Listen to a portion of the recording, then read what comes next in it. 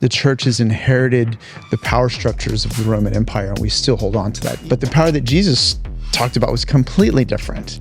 But we default to the worldly or the empire way of doing power, and it plays out in these ways that tend to be violating to other cultures, to other people, to other sexes, to everything you have mentioned is a thing.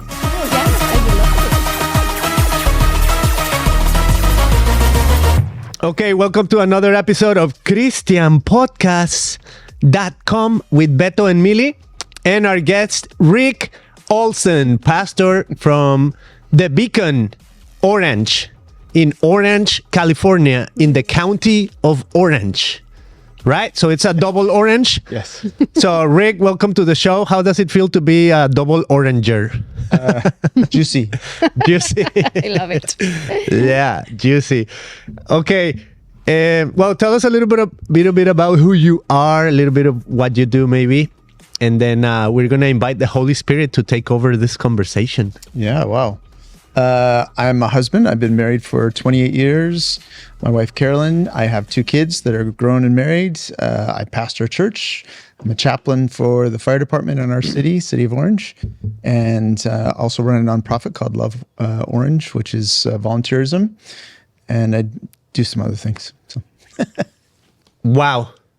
Incredible. Yeah. So there's a lot there where we can tap into. So in this conversation, we're just inviting the Holy Spirit. When you said, hey, what should I prepare for? We said nothing, like come totally unprepared. And I feel like that was true. Those are my favorite conversations where it's just like spontaneous. Let's see what God is doing. But one of the things I noticed, because we're part of this thing called SoCal Network, which is an association of North American Baptist churches in Southern California. Yep.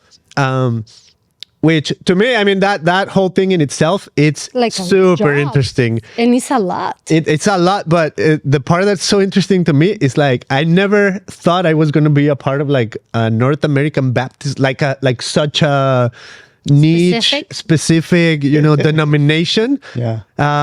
But I've been part of North American Baptist for like the last 10 years, almost 11 years. So it's like, wow, this is family now. Yeah. Right? And you were saying some really interesting things last Saturday when we met, where you were saying missions have changed. So that really stirred me because I mean, I have emojis, right? And I'll put them on the screen just so people can see. But these emojis, I call them the spectrum of belief, or the beliefometer, where it goes from the worst to the best, and it's like blasphemous, skeptical, inspired, holy, and divine. And in many areas, I always find myself like being the skeptical. And I feel like I don't always want to be the skeptical, but you hear a lot of things happening in the church lately, right? And like church leadership and failure and moral failure and like all these things that is like, oh man, like it just feels like all my life I've heard like the same thing happening over and over again. That sometimes when I hear things that usually would excite me, I'm like, I'm a skeptical.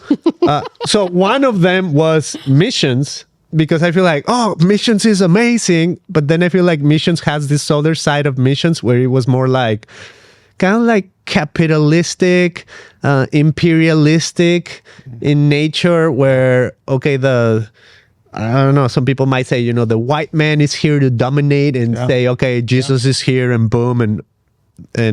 But I feel like because of globalism and kind of like where we're at it's 2026, which is crazy to think, right? I think all of these preconceptions about how we did missions as a church have changed or are shifting, even if we are not aware. So one of the things you were saying in this thing is like, wow, we used to send out, as like USA used to send out missionaries all over the world. Yep. Now some of the missionaries are coming to the US. Yes. And it's not the first time I hear that. Okay. So one is from what you said, people from Japan are coming to the US, and we've never experienced that. Like it's new to us to say, oh, how do we do missions in the US? But I've heard also, and this is maybe like a complete other take, but maybe like a couple years ago, we were talking with a guy that wrote a book named Eric Costanzo, and he's somewhere in like the Midwest. And he was saying, well, a lot of the people that are migrating to the US, regardless of, like illegal, legal, like all of that, but he was saying a lot of the people that are coming to the US are already believers, right? They come, like they're following Christ already. And in a sense, they're kind of like missionaries to the US because where they live, I mean, they follow Jesus faithfully. And I'm not saying this is the case like with every immigrant, right? But I feel like I see a lot of that because we've been immigrants for 20 years in America, and we were in a Hispanic church where people were from all over Latin America. And I'm like, wow, there's a lot of Christians from all over Latin America who love Jesus, and they just want to showcase Jesus to their neighbor, wherever it might be, in their workplace, in their, I don't know, their kids' schools or in their neighborhoods. And so all of that is like, oh, wow. So it's the second time I hear like things are shifting with missions. So is there anything to that? I don't know. Maybe that's a good way to kick off.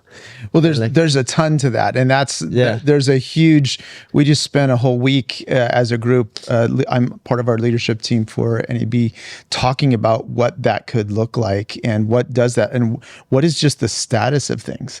Because we have missionaries in war zones now. We have missionaries that have to check in by using different secret apps so that we know that they're safe when they get where they go to.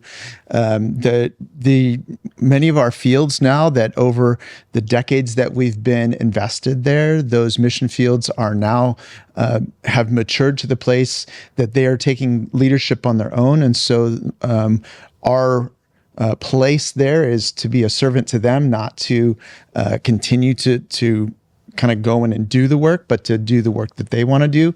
So how do we change that relationship? And now, because many of those people are coming to America, not just because for whatever reason, now those churches now have the ability to send missionaries, and they're sending them back. And it's usually to their own population. They're not sending their expat population. They're not necessarily sending missionaries to the general American population, but typically to the migrant population that's come here. We have a huge conference in Brazil, and we have a lot of Brazilians that are immigrating to the United States, and a bunch of them are in Boston. And so some of the missionaries from the Brazilian Baptist Conference are coming here, and they're trying to reach Brazilians that are living here. There's something about people being away from home that they're more open to new things that they wouldn't necessarily consider at home. I don't know if that's a good thing or bad thing, but in many of these situations, when they're away from home and they're exposed to Christianity, they're more open to it than they would be back home. Yeah, I think we're craving for community. Yeah. Man, okay, so I'm going to say something kind of funky and weird, but so be it, right? Because I'm a little bit like that anyway. So it's not going to be shocking. Yeah. So the Grammys just happened, and Bad Bunny won like the best album of the year. And it was so interesting because I've never listened really to Bad Bunny. And I normally don't listen to like lyrics that have like explicit words or content. But then out of curiosity, I'm like, well, who is this Bad Bunny that everybody's talking about? And then it's causing like such a havoc with like, is he going to sing at the Super Bowl? He won a Grammy in the US, and his music is in Spanish. Yeah. Yes. It's like the overall, it's not like the Latin Grammy. Yeah. This is like the Grammy, yeah, right? Yeah. And the guy's from Puerto Rico. And Puerto Rico, I mean, it's an interesting state or nation or whatever it is, because it's kind of like, it's the US, but it's not. And it's Latino, but it's also the US. So it's like, wow, it's just conflicting, right? But then I was analyzing some of his lyrics. I'm like, wow, this is nostalgic, because in a sense, I feel like, not that he's a missionary, right? But what I get from his lyrics is that he's missing the part that where, hey, we are from Puerto Rico, but people are leaving Puerto Rico to like pursue these other things in America, right? Yeah. And some of his lyrics is like, wow, they like, one of them, I don't know if it's like too political or not, but it says, I hope basically that Puerto Rico doesn't end up like what happened in Hawaii, where it's like they took over the island and now it's no longer like Hawaii, like its own identity, right? So he's saying kind of like things like that, and all of that to say, I'm like, wow. I mean, it feels like he's deeply rooted in like growing up in Puerto Rico, and his lyrics, he has a lot of that. I grew up in San Juan and the sunset, and as a Latino immigrant, that moves me a lot, regardless if the guy is Christian or not, and like all that sort of stuff. It's just like, wow, I understand that concept, because immigrants, like we left something that was dear to us, right? Like where we grew up and the things that we were familiar with, and our family, and just the day-to-day of life. And now you're in a different place, so it's kind of like the shock. But some of us carry the beauty that we know Christ, right? And how do we still represent Christ in this new place where we're living now? So anyways, all that to say, I feel like things are shifting, the world is shifting, and missions are shifting, but also, maybe that if I can kind of like pair what happened in like with Bad Bunny and the music industry, is that idea that like if missions was a imperialistic thing, right? I feel like Bad Bunny is saying, can we just have our own, can we be our own ethnic group in a sense, right? And you're saying some of that, with like, you were sharing about like Cameroon being one of the countries in which the North American Baptists had missionaries. Yep. And then you kind of like gave it back to them, and you're going to help us lead now. Yes. We're just going to be servants to you. Yep. Right? I remember also, this is maybe not missions, but it's also an interesting idea. What is it? Hong Kong? Like a few years ago, remember Hong Kong released the government that was from Britain and said, okay, we're giving it back to you because we said 100 years we were going to rule, and then we're going to pass it on to you. Yeah. So you have little movements like that, which are kind of like political, but at the same time, they're ethnic related. And now you have like the thing with Venezuela, right? That happened, like who's leading there. Yeah. So I feel like there's a little bit of that melting pot of like culture and political stuff, but then how is God working in the middle of all of that? Yeah. Right. So what is maybe the next step that's happening in that arena, or where you feel like God's moving as far as like mission goes, and our understanding maybe of like geopolitical stuff? I feel like it all comes down to power, because Kyle Strobel wrote a book called The Way of the Dragon and the Way of the Lamb that talks about how the church has inherited the power structures of the Roman Empire, and we still hold on to that, even in the titles that we have. Lead pastor, senior pastor. We even though we say we're not a hierarchical church the way some of the old school churches are, we'll leave that conversation separate, but we still hold on to some of the power structures, even in the way we make decisions. Absolutely. And even in the way our families work out. Yes. And so we have this, even the way we think about power is still a remnant of the Roman Empire, of the way Satan has always tried to get us to think about power. But the power that Jesus talked about was completely different. And so that way of doing missions, that way of doing family, that way of doing the organization that we call the church, the body of Christ, is very different, but we default to the worldly or the empire way of doing power, and it plays out in these ways that tend to be violating to other cultures, to other people, to other sexes, to other ways of thinking, political views, and stuff like that. And so I think when we can recognize, it's almost like taking the eyes, or taking the seeing the emperor as naked. When we recognize he's naked, we can acknowledge that, then we can move down a path of healing and doing things differently.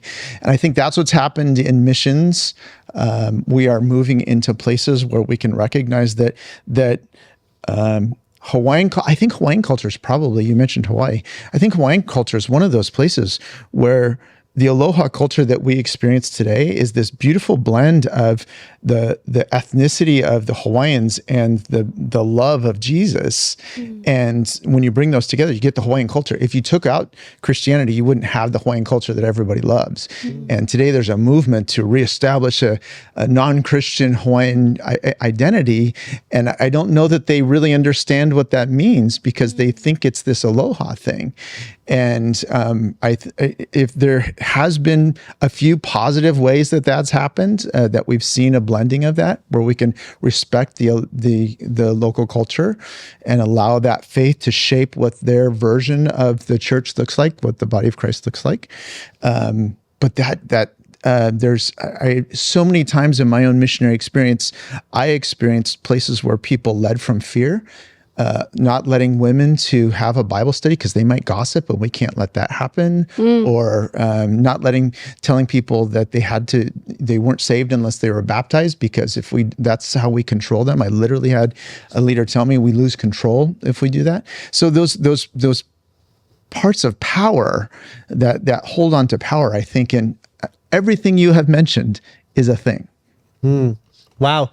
Yeah. So missions are shifting. There's like political inclinations because of power, even through missions.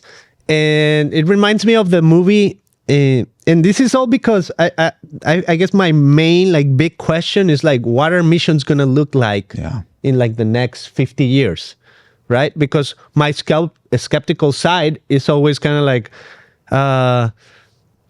things are shifting. It has been very imperialistic in a sense.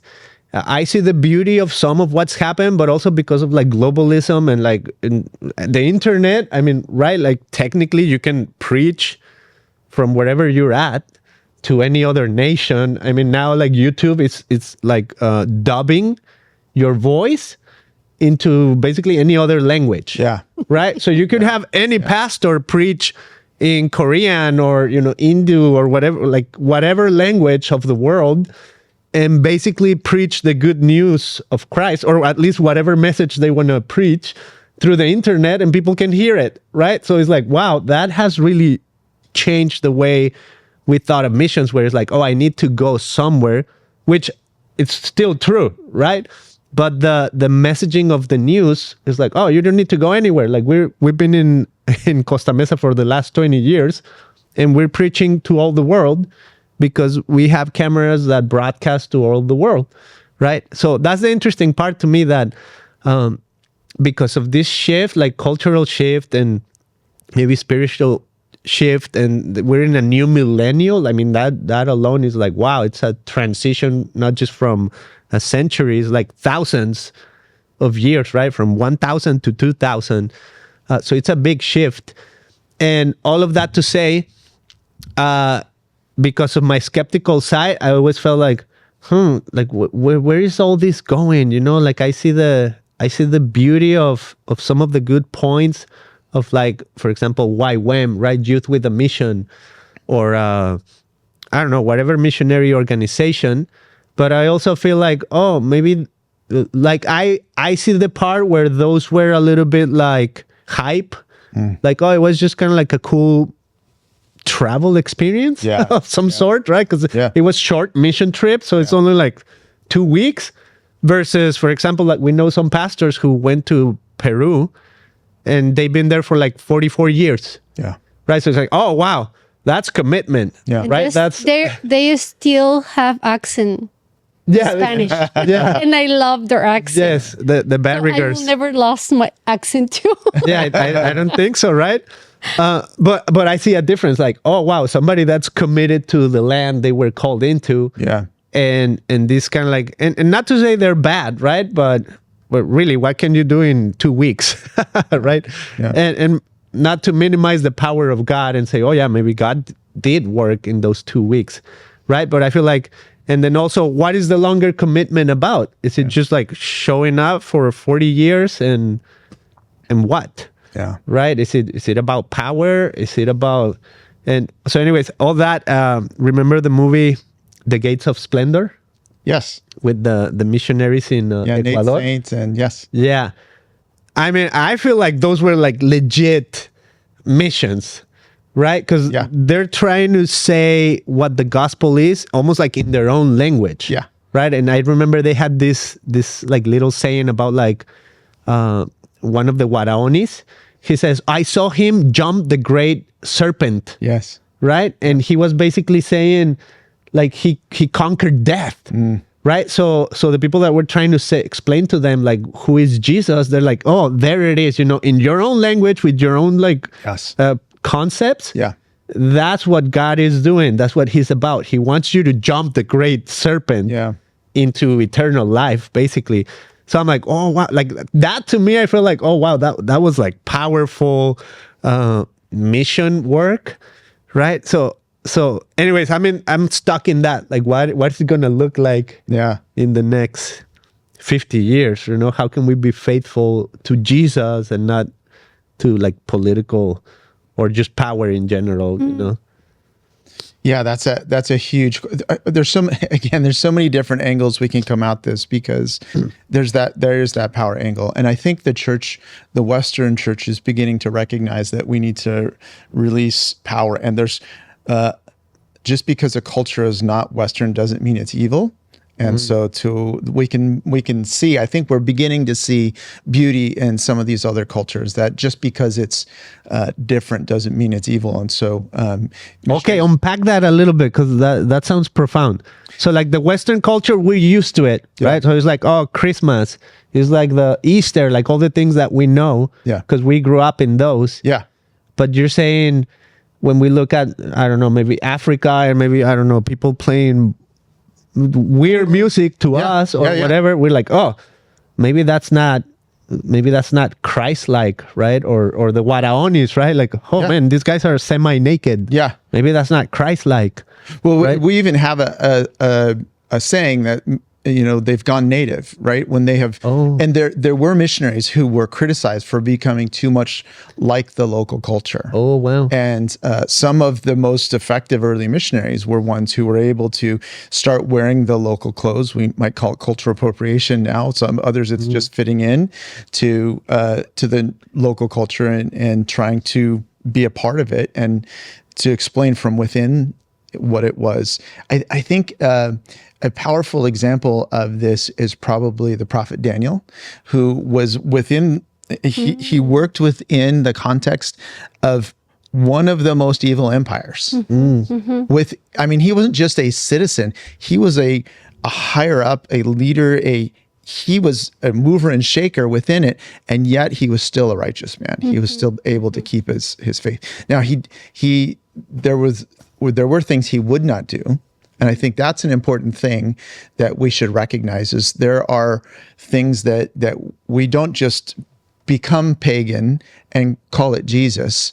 We have to be discerning about how we step into that culture and what things are part of it. And I think some of the conversation about the paganism of some of the holidays that we serve today, that we use today, that we celebrate, Easter, for example, we call it Easter because of the pagan goddess Easter, but and I don't believe that we've taken over that holiday and stuff like that. But there are other holidays along the way that Christianity has adopted, and instead of banning it, they've Christianized it, and people continue to celebrate those holidays. But that's what Christianity does. It redeems, right? It doesn't just wipe out what was before. It redeems what was there and turns it into something that reflects the kingdom. Yes. And so I think those are the places.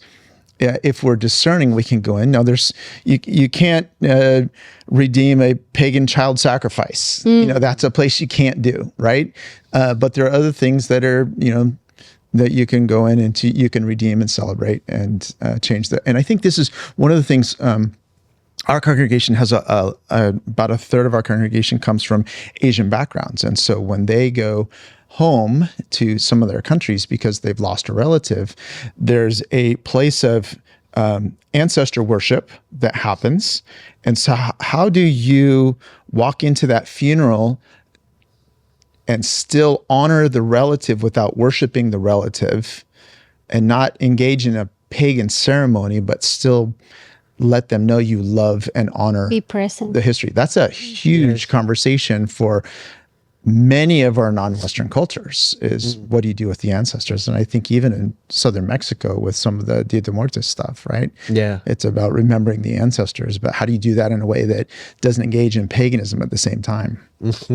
Yeah, it's kind of like looking, like Paul said, like analyze everything and then see what's good about it, right? And I think like that's why we can watch a movie and then discern, what is the messaging. Like, I mean, it's crazy because like the movie K-pop Demon Hunters, yes, it's clearly not a Christian movie, right? But it has some overlapping elements of like, they're demon slayers and they're kind of like battling for the greater good of society, and I mean, it gets complex because some people will say, no, I mean, that's completely not of Christ. And I could understand that and say, oh yeah, you're completely right. But I feel like as Christians, like, can we see the good in it? Like, can we look at it and even though there might be, things we won't agree and they would just won't be parallel with the Bible even. Yeah. Right. But you can, I mean, that's culture, right? That's just happening. It's a movie, right? I'm glad you mentioned that movie because that's part of one of my hobbies is the theological messages behind movies and really kind of evaluating that. And that particular movie, my daughter and I have these great conversations about that and topics, and we do a series on it in the summer. But that particular movie, it gives you a very clear view of shame culture, where the shame culture, some of the Eastern cultures are shame cultures. And it gives you a very clear picture of what that means to live in that. And people in that movie are trapped by that. Mm-hmm. And so even though you may not agree with the actual message of the movie, it's a diagnostic. So it's easier now for me to understand someone coming from that culture and what they're wrestling with, because now I've seen that and I've seen it play out in a synopsis form in a movie. So yeah, that's cool. Okay, so yeah, now we're moving a little bit more into like not just missions, but the context of culture and how intertwined we are now. Because to me that's kind of like the point with missions. It's changing so much. Yeah. Because of like globalism, like all these things, like we can experience in a sense like a foreign culture through media, right? And like, oh, this is kind of like how they think, and this is what they believe in through a movie, right? Because it's so powerful that these stories can be told on the internet. And this is, I mean, K-pop is probably like one of the most seen movies on Netflix history. Yeah. Right. But then, for example, and I don't know how good it's going to be, but another movie is coming out. It's the Magician's Nephew. Right. By C.S. Lewis. It's been filmed by Greta Gerwig, which filmed Barbie. So some people are hesitant to like, oh, is she going to respect the values of C.S. Lewis and all these things, which I understand. But also on the other end, I feel like, wow, I mean, so many Christians value C.S. Lewis as kind of like as an apologist for Christ, a defender of the Christian faith in a sense. So I'm curious to know how this movie is going to impact, because it's going to be clearly like on Netflix and they're going to release it as a movie. How is it going to impact like the global culture of those who don't know Christ, but like us, they might be like, huh, that's how Christians think, or if they know anything, right? Like, oh, is the lion supposed to be like a Jesus figure? And why? Maybe even go to the Bible and like, oh, like I never saw it like that, So now like media will be impacting like globally. Yeah. Without kind of like, it's kind of like a different type of missions. Yeah. Right. But we can engage in the conversation. So let's talk about that. Yeah. Let's talk about kind of like engaging the culture, like what's going on in just like maybe media, music, with this whole thing with like Bad Bunny, and he's going to be at the Super Bowl. Yep. What's healthy for Christians to engage with, without becoming pagan, like you said, and saying, oh, everything Bad Bunny says, I agree. No, but there's some things where I can relate to him, right? Yeah. yeah, what's I don't know, what's healthy even in your like tackling of movies with your daughter? Yeah, I think if you look for a great example, I hate to be, I hope this isn't cheesy to think, but The Chosen is a great where the medium that speaks to the people has been adopted in a way. The comedy, the storytelling, and all of those kinds of things have been adopted in such a way that it's caught not just the Christian audience but the world, because people can relate to the realness of it's not just St. Paul and St. Peter and St. John, and it's not just that.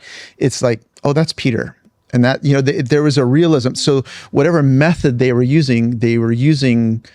Yes, it's about the life of Jesus. So it's going to look like 2,000 years ago, but they're framing it in a very modern storytelling way.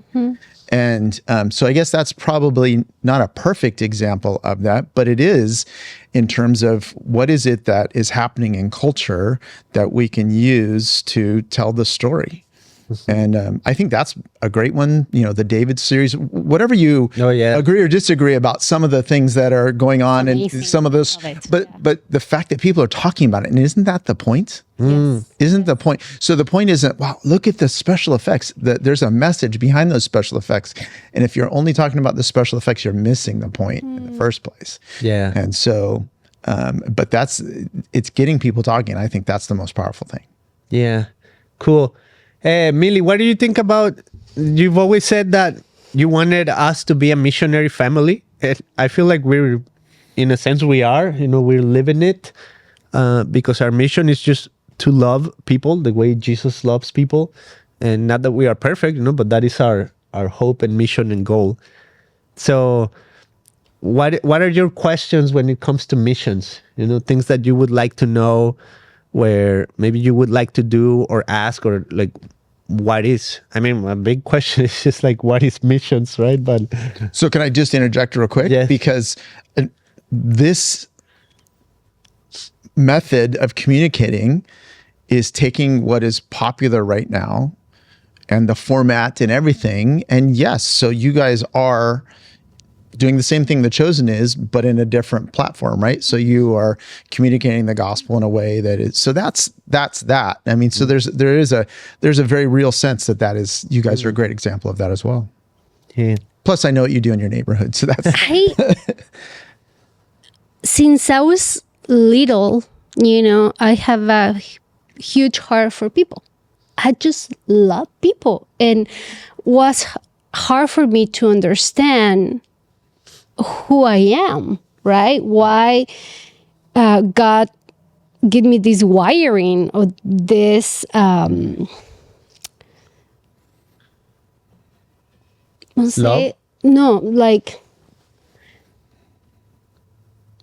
my identity, right? I know now it's in Jesus Christ, and He made me in His image. yes. So when I understood this, it's like, oh, now I get it. Yeah. But because I always been a leader. When I was, in middle school, I was kind of leader, and then I check all my background, and I was always raising my head, like me, like for my mother. Because it's like, oh, this girl always signed for everything, like me, like to be in any kind of show or bring. I remember one time they were asking who can bring like cow poop for the garden. Oh no! And I raised my hand. And your mom is like, and I raised her without having a car. So I asked my mom to buy a whole huge bag full of poop, and she's been carrying this like blocks and blocks. I think took us like 30 minutes to get home to the school every morning. So she's carrying this huge bag, like now I think like for my mother. Your mom really loved you, Mili. Yes, wow. Yes. And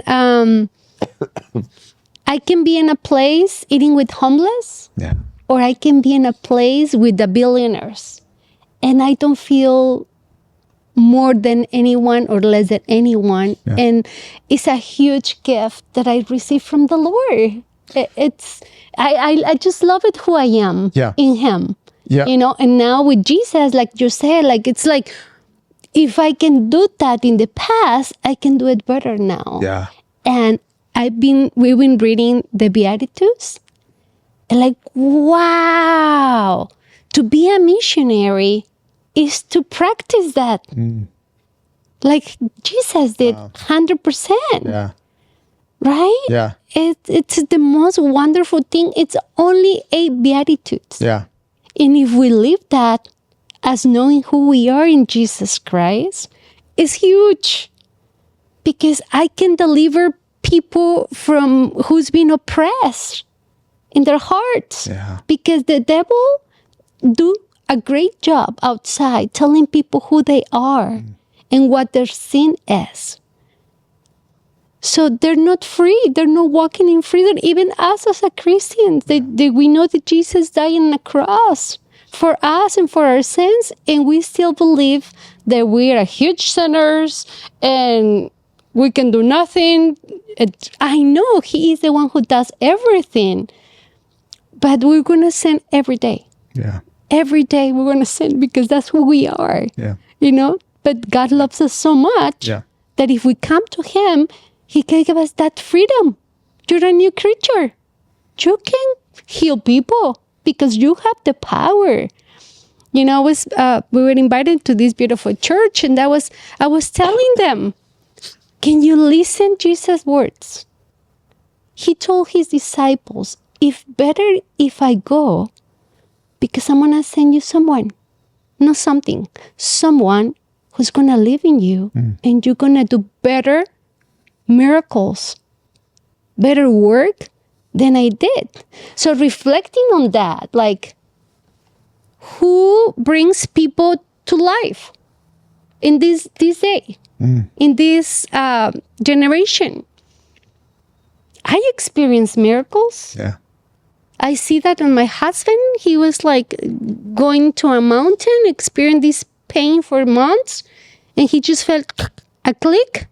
And he was like, nobody can stop him, being like, he healed me. He was like, oh my gosh, he came over home. And he was telling that story to everybody in the whole universe. Yeah, like all our neighbors, people, like everybody he meets, he was telling, God heal me, God heal me. At the beginning, I was crying and crying. Like a few months later, I was like, Beto, I know the story now. But we are called to be missionaries, right? Even if we are in our home, we are called to be teachers. Yeah. I'm a teacher for my kids. That's my first ministry, right? My kids. And then if I go outside, a lot of people reject me for who I am. And my sister-in-law was telling me, well, Mili, you need to understand, but sometimes it's not about Jesus. It's about maybe not everybody's going to like you. Yeah, no. But that I understand. But sometimes, at the most of the time, it's for who I am. Because if I see that you need Jesus, I'm going to come and speak to you and tell you what you're doing wrong with love. But people doesn't like to hear that what are you missing or what are you doing wrong. I have a neighbor, which I try so hard to reach out to her. And when I hear that she just want to build a wall to don't see me, broke my heart. Like, honey, if I'm just bringing you food, I'm trying to be kind to you. I reach out to her when she was like devastated and crying, and I hug her and I pray for her, but she was on trance. She didn't hear me at all. I don't think if she remembers, maybe she was a little bit high with some chemicals. Now she's moving, and I was like super sad. Like, I wish I had that opportunity to connect, but it's not her time, right? And people have free will, but I try to love everybody around me. And I love missionaries. I think even if they go for 2 weeks, for me, that is so special. Just to get out of your bubble, get out of your comfort zone, and go and reach out another country, another community. Even if you go to LA and do missions in LA and you get out of Orange County, that would be wonderful, because we're the same country, the same USA, but it's so much need in here too. Yeah. You know, I don't need to go so far away to do missions. I just drive 5 minutes from my home, and I'm right there doing missions with the poor. Because Orange County, we have poor communities where I know families, they live families in one department. They're like 3-4 families living in one department. Yeah. And everybody's working a lot and they barely make it. Yeah. So it's so close to me. Yeah. You know, and I wish we can see that more, right? And help more and love more and really ask deeper questions. And I was telling people around me, like, when you ask someone how are you, and they tell you, you just pray for them. Asking, can I pray for you?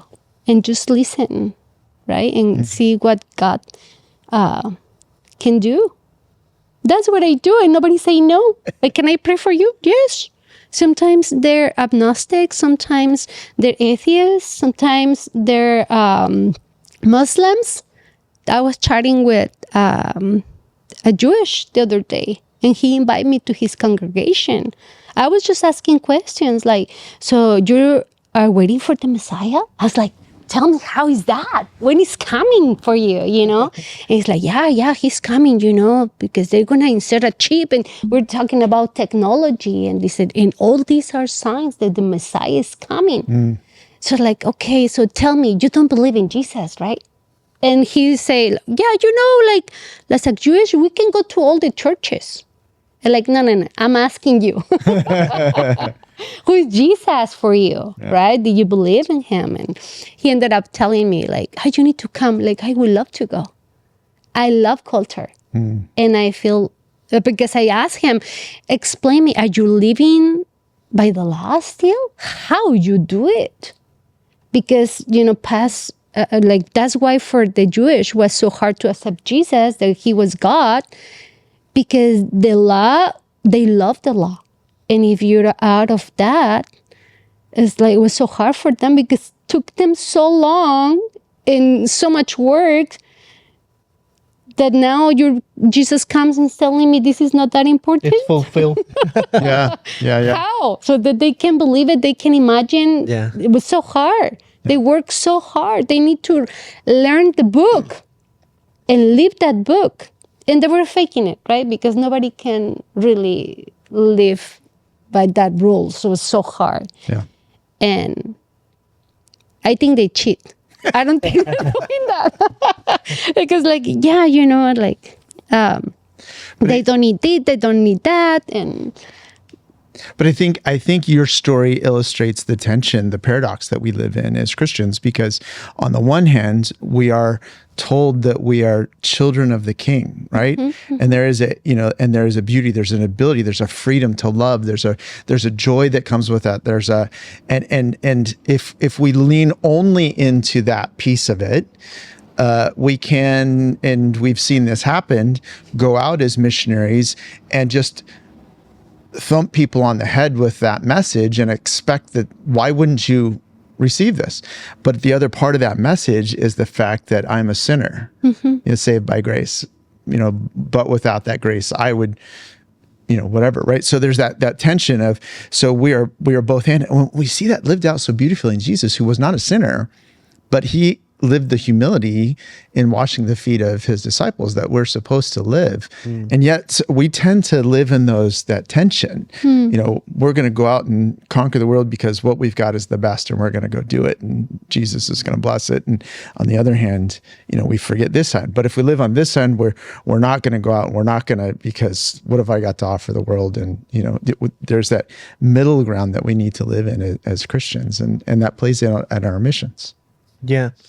Okay, so let's move on to Love Orange, because that's part of what you do. And just to give people a little bit of context, there's a nonprofit called Trellis here in Orange County that it's really trying to make every city have some sort of version of like how to love your city, right? So love Orange, love Costa Mesa, love Newport Beach. And I mean, it's really like it's called Trellis because it's kind of like the structure behind where the plant grows, right? So they're saying we want to bring churches, businesses, and the government together so that they can tackle the city's needs, right? And what's interesting is that even the Orange County, I have a different wiring when it comes to cities because we come from a big city in Mexico called Guadalajara. So to me, it's really hard to understand like Costa Mesa. It's a city of like 200,000+ people, and it's like, wow, that shouldn't even be a city. It's so small. To me, it feels like Orange County should be the city. But no, but it's cool, that kind of like there's Orange County has like so many different cities, and every city has like its own government and culture, right? Yeah. So speak a little bit about that, because I feel like that's almost like local mission oriented to a very specific city, right? And then there's the overall like Trellis hoping like every city does that kind of like missionary work in their own city. Yep. But you're one of the leaders of Love Orange. So how is that for you? Like what you experience? Is bigger than Costa Mesa, right? Yeah, I don't know. Like, is it bigger? Or the city of Orange? I think they're almost about the same size. Okay. I know our fire department is a little bit bigger than your fire department, but I don't know how that plays out. Just barely. But I don't know how that numbers wise. We're 135,000 in Orange, so people. But in terms of Trellis and OC United have kind of led the charge on helping to get established the Love Our Cities model here in Orange County. So we've got 13 cities in Orange County of the 34 that have a Love Our Cities model. Love Our Cities model is based up in Modesto, California, and there's actually almost 100 cities now that have a Love Our Cities model across the world.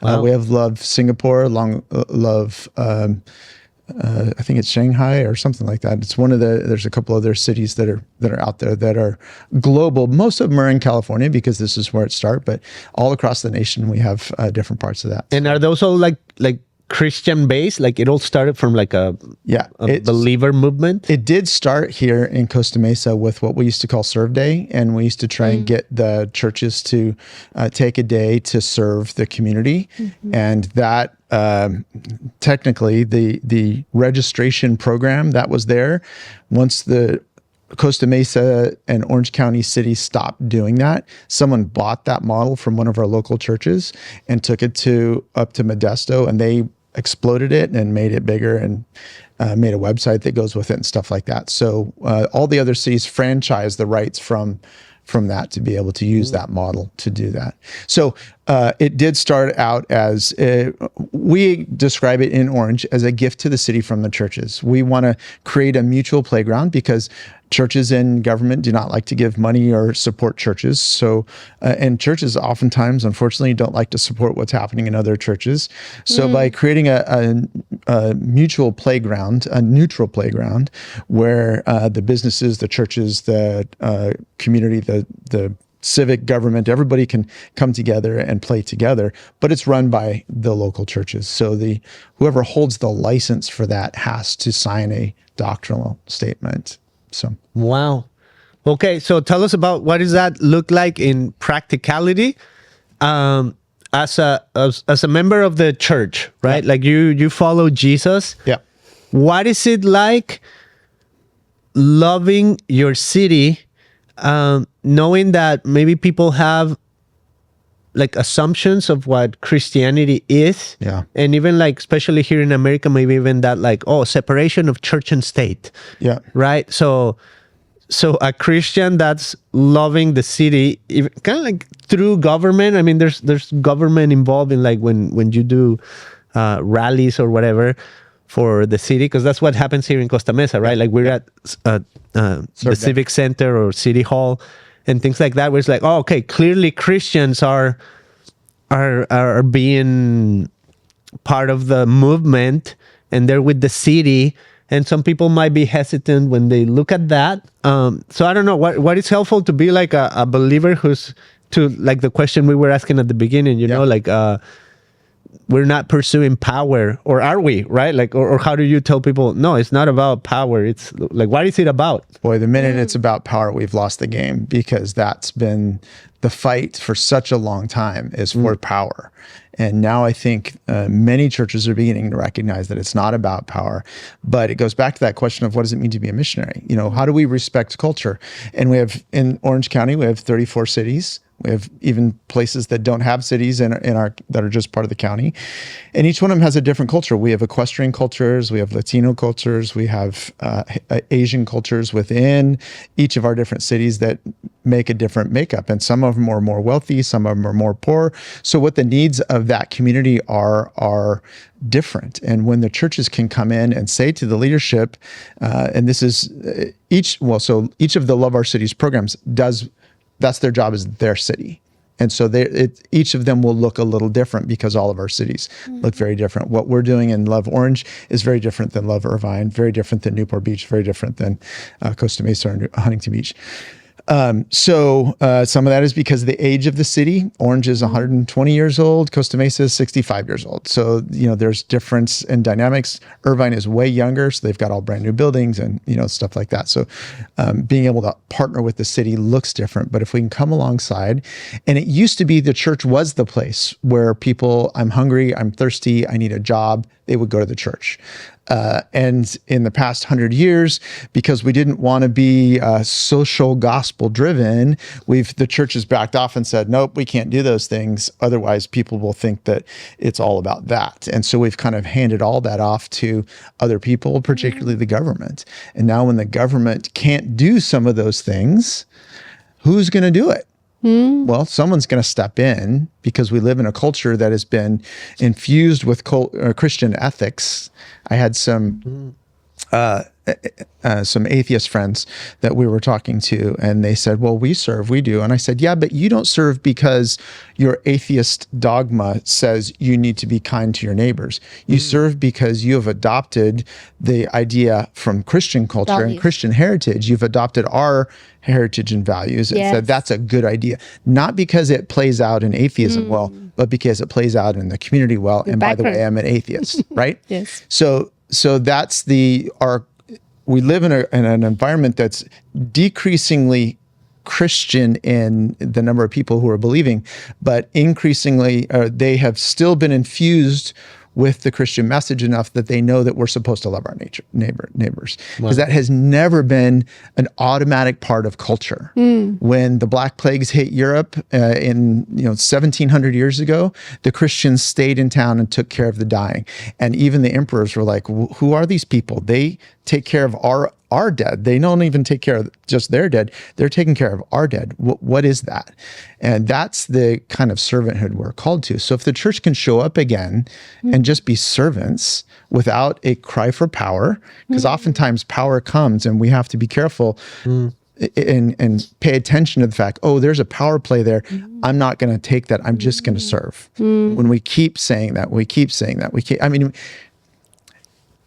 feel it when you get invited to go to some event and someone gives you the red carpet seat. Yes. And you're like, well, yeah, sure, I'll take it. Yeah. There's a choice in there. And part of that is completely innocent, and it is the gift of your host. But there's also a moment where like, well, yeah, maybe they'll think I'm a big shot if I sit in this chair. There's that thing that goes on inside of us, and that's the battle for power that we have to play off at the same time. So when we come to these events and we show up and we do serving our city, our goal is we have to be careful constantly that we are only there as servants. And so to come in and to say that and to remind people that that's what we are for, because for so long we've walked away from being servants. Yeah, that's why Just been the proclaimers. Beatitudes, Yeah. blessed are the meek, they will inherit the earth. Why? That's that because one side. we are called to be servants, and as servants have that heart. Jesus had that heart. Yeah. I've just loving it because, it's the first time that a church invited us to give a message.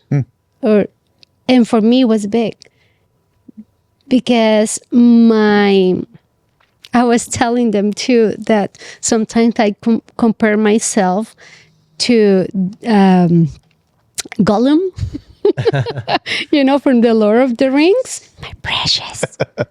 When we see what we want, it's like, who's my true master right now? Who's controlling me? That's that moment. Take this seat, right? Precious is in that seat. Yeah. Get out of here. Whew.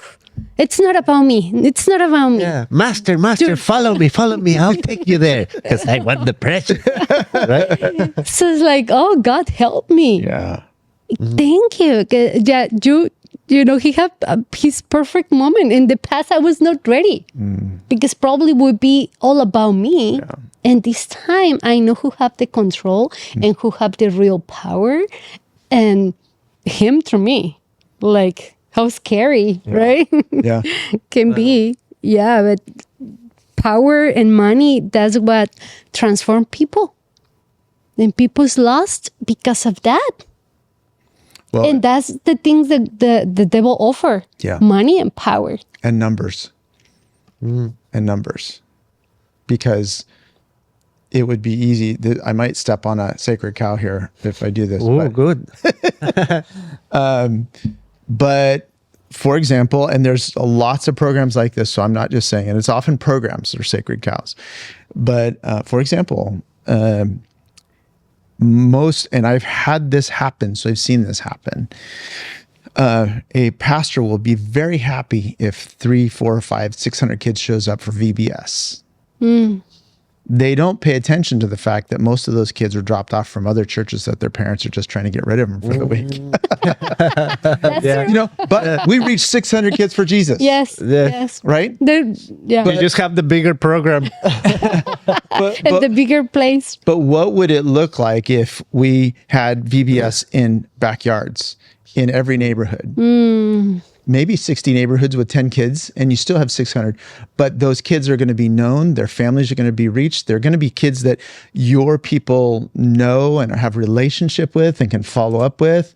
And some of them are probably Christians, but some of them are just neighborhood kids that their parents would use some time off to. Or maybe there's a relationship there that's a part of that.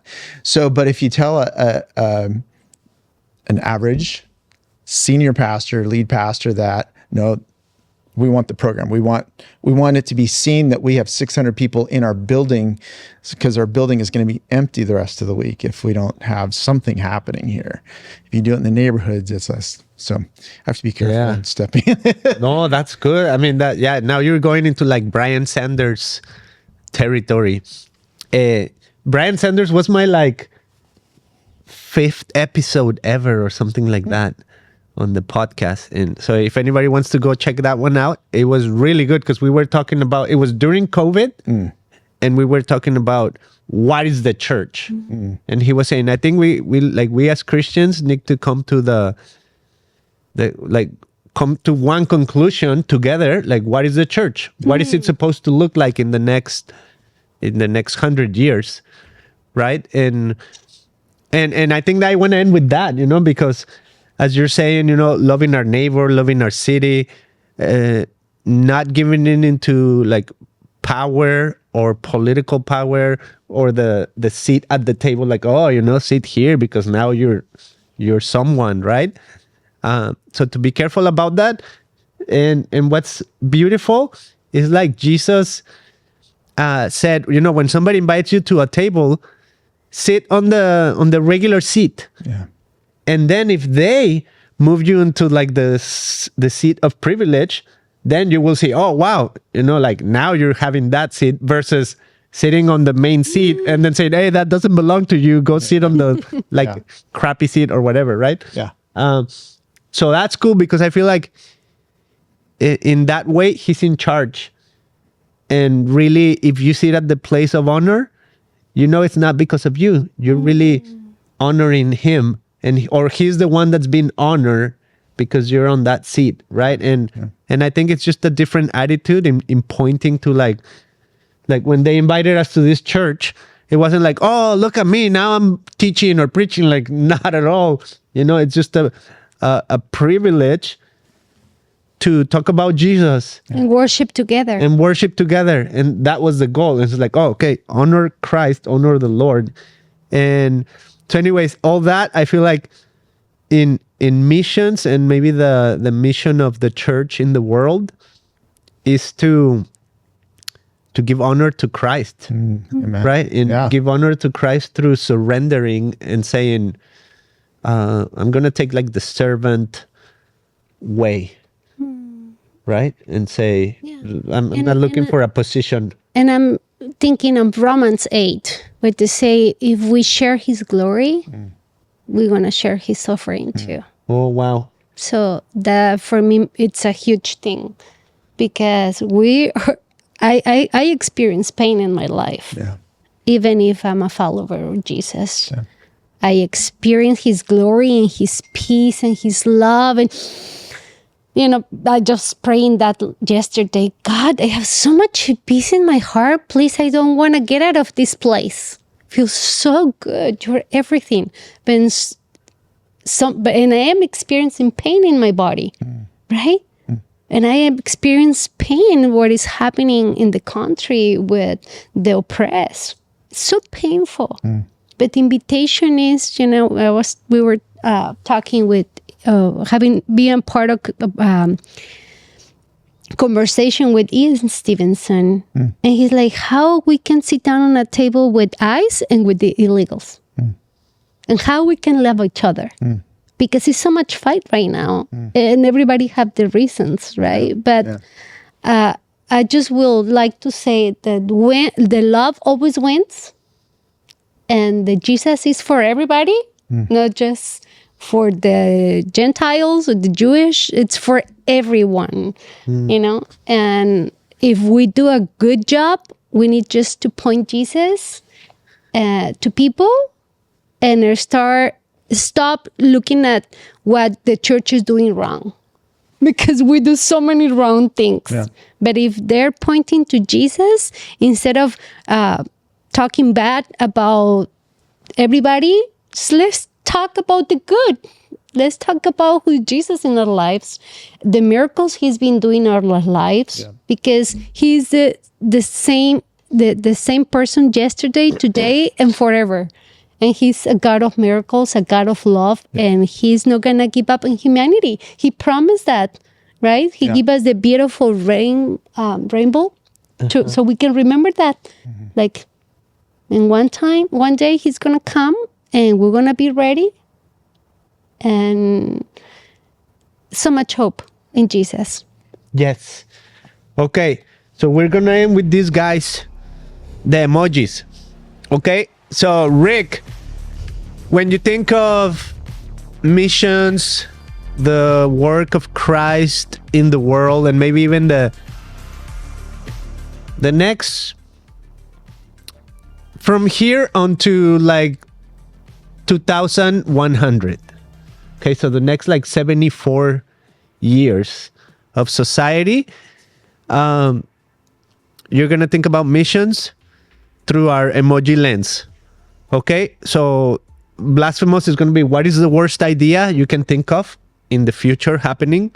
What are you skeptical of? What is something inspiring, holy, and ultimately divine? So we're going to go from the worst to the best. Okay. So starting with blasphemous, as you think of missions in the next 74 years, what is the worst idea you can think of? We continue to hold on to power, that imperial power that we've inherited forever. It's,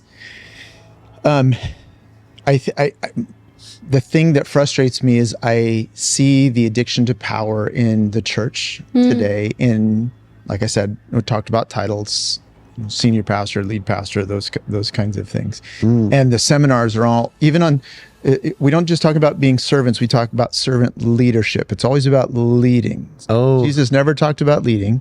He always talked about serving, but we always have to tag on that leadership thing. So as long as, and I think that's a humility thing and it's a power thing for sure. Yeah. So if we keep leaning on that, I think that's the blasphemy. If we need to let go of the leadership piece, and just be servants. Wow, that's deep. That's profound, man. You might be like punching some like what did you say, cows? Bless Something are like the that? meek. Sacred cows. Yeah. Okay. What are you skeptical of in the next 74 years? Skeptical of. I'm skeptical of the modern church. For the exact same reason. Okay. You and Beto are kind of. Okay, we're skeptical. Inspired. It starts getting better. What makes you inspired or gives you hope about missions in the next 74 years? About missions, I'm seeing people paying attention to the past, the problems that we've had in the past, the mistakes we made in the past, and truly with repentant hearts coming and asking others to take the lead. In our association, our new vice president of missions comes from India. He's didn't grow up in America, so he's leading the charge on that. Wow. Love it. Yeah. Awesome. That's releasing. Holy emoji. So what's a holy idea as you think of the church or the missions of Christians in the next 74 years? The excitement of partnering with other nations to bring missionaries here. Wow. That's cool. Yeah. And finally, the divine emoji. What is just the highest idea you can think of like in the next 74 years? Maybe even a prediction. I don't know, something prophetic. Oh, I don't know that I'm prophetic that way, but it's Jesus's church. He said, "I will build my church," and if we would let Him build His church and not us feel like we have to manipulate that to take it forward, if we are paying attention to what there's a lot of talk about revival, and there's a lot of social media about revival happening, and there's a lot of events that feel technically like revival, but don't have the substance of life change and don't have the substance of justice, and don't have this some of those righteousness pieces that belong to it as well. So there seems to be this thing, but then at the other hand, I do see pockets where God is changing communities, and like in new ways, in powerful ways, and that is happening underground, and it's not getting all the popular topic, and it's not getting it doesn't have a CD out, and it doesn't have all those kind of things going on, but it's happening, and that's exciting. And that's the divine moment that's out there. So yes, so cool. Jesus will build His church. Amen. Regardless of whatever we build, He's going to do His own thing. Wow. I love that. Yeah. I love that. That's so cool. Hey, Beto, invite them to, if they're close to Orange or live in Orange County, to your church. Where is it? So we are in multiple places. We're not just Orange. Yes. We are a network of house churches. So we're in Irvine, we're in Costa Mesa, we're in Orange, and we're in Temecula. So all of those places have a community that you can connect with. And how they connect with you? Probably the easiest way is thebeacon.church is our website. Thebeacon.church? .church. Perfect. So there you have it. Thebeacon.church. We'll see you guys on the next one. Devi tirar mi foto de cuando te tuve. Devi tirar más. Na, na, na, na, na, na.